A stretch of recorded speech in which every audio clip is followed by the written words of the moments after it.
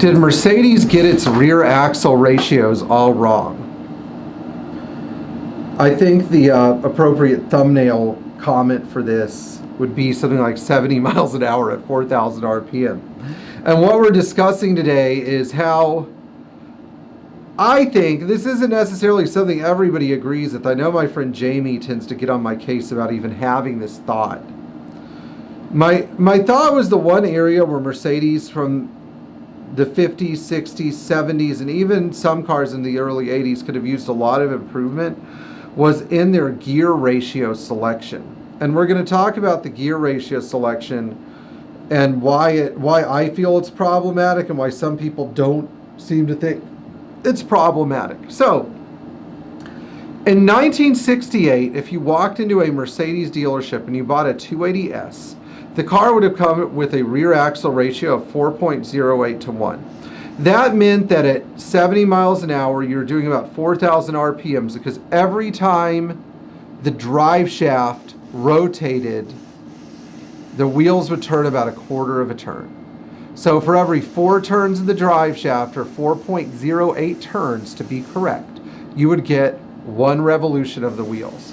What does that translate to? It translates to a very busy engine.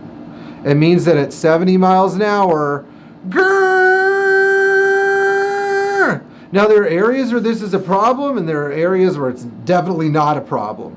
Here's where it's not a problem. It's not a problem if you're on vacation in the Swiss Alps and your crap is in the car. You got everything in the car. You got 4 kids in the car, or 3 kids and your wife up front, you know, and you're about to climb like the Col de Turini, which I actually think is in France, and it's probably closer to Monaco.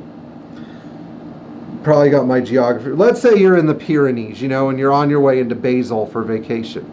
You're going to want that car to have all the power it needs without having to shift down. You want that thing to be cooking. 4,000 RPM while passing somebody uphill in 3rd gear, 5,000 RPM all the way to 6,000, no problem. You've got the power, you might as well use it. Here's where it's also not a problem. Let's say it's 1970 and you're driving your 300 SEL 3.5 and some guy who thinks he's a hot shot, you know, an Italian guy, a New York Italian guy who just got off work at his parents' deli at 10:30 at night, pulls up next to you in his 327 Firebird and he rolls down the window and he goes, "Hey, I bet that Mercedes can't outrun my Firebird." You know, and you're at that point, you're just like, well, we'll see.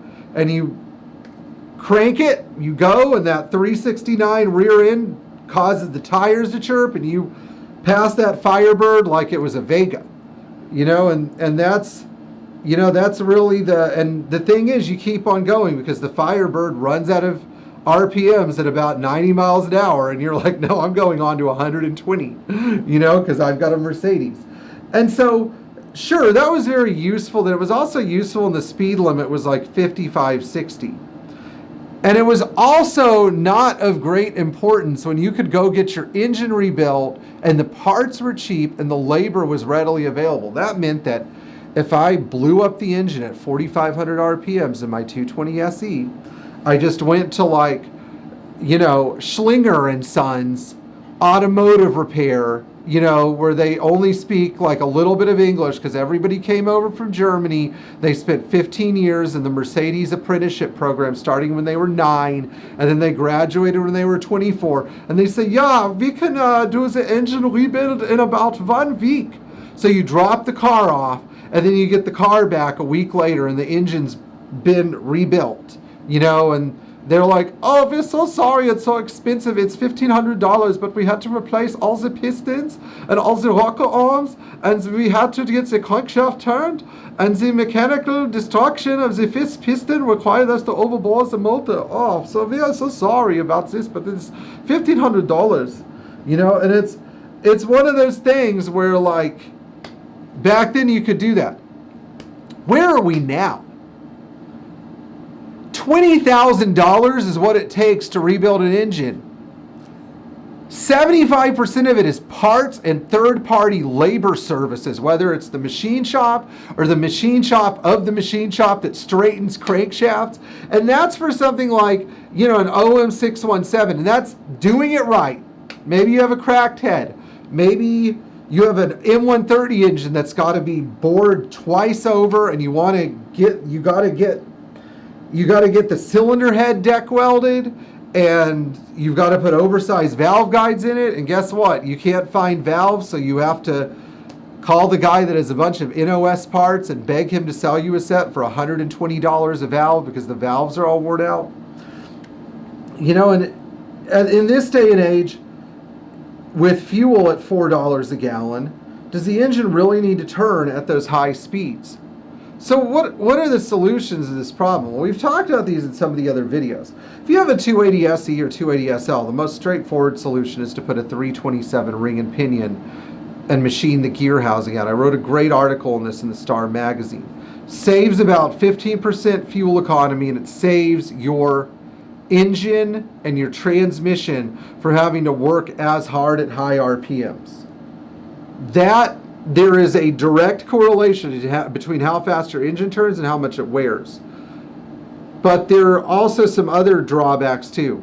I-95, the traffic density in Florida in 1980 was like, if you got an I-95 at 9:30 at night in 1988 in Florida, you might see a few other cars. Maybe if you were down in Miami, you'd see cars. But up here, you wouldn't see any cars. You could tool along at 60 miles an hour with your engine at a comfortable 3,500 RPM. The problem begins when you have car density like we do today, and every car is going 80 miles an hour. And you're sort of stuck in the right lane doing 70 miles an hour, and your engine's screaming. You're like, man, is this going to work out for me? You know, am I doing the right thing here? So if you have an old 220S or 220 SE, maybe you can put a 3.73 rear axle in it, and that'll buy you some RPMs. It'll actually make the car drivable at 75 instead of like 68.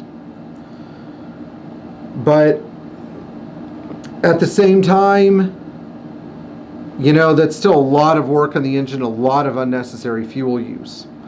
On the other hand, if you have a 300 SEL 6.3 rear axle, it goes very nicely into a 4.5, makes the car cruise easily at 80 miles an hour, makes it get an extra 2 miles per gallon or so, which is a lot of fuel savings over time. It also reduces the amount of emissions because your engine is not pumping so much carbon-based fuel, etc. through it. So that helps as well. So you can make that argument. But, you know, not everybody agrees. I know that a friend of mine who has a shop up in the Northeast always tells me this is the way the cars were meant to run, and this is how they were designed, and they're perfectly fine. And you're right, they do work. It works that way. But then we start to ask questions like, why did Mercedes put a 265 rear axle in the 300D 2.5? Why did they switch to 247 or 2.25 rear axles in the big V8 cars? Why didn't they keep running 282 axles, you know, or 3.07 axles? Why is that? And I think it's because Mercedes realized at some point they needed to focus on making the cars more efficient by reducing RPMs and also more long-lived as labor costs increased. Remember that in the 60s and 70s, human labor was cheap. People didn't need as much to live on. We put more of an emphasis on manual labor jobs. Nowadays, it's not like that. You can't expect somebody to go from making $100,000 a year as an IT professional to making $60,000 a year as a mechanic.